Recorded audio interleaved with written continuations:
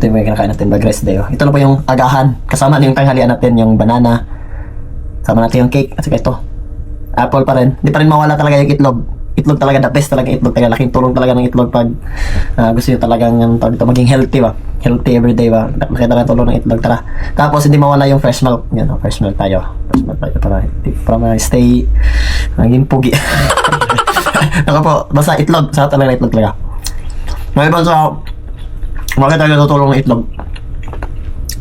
Ito healthy tayo. So, hirap na gamang healthy, no?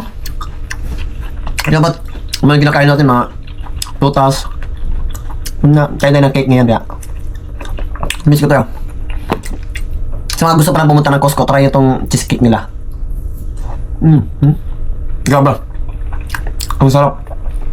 Kaso nga lang, medyo mahal. Pwede sa Costco. Ito yung kalimit ang ginakain ko during rest day.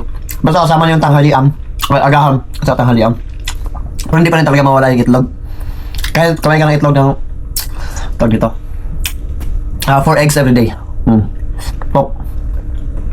Well, kain tayo mga egg. Saging talaga, sarap. Maghahalo din naman ito sa natin. Sabi kami natin kain. So yun lang. Hope na may idea kayo.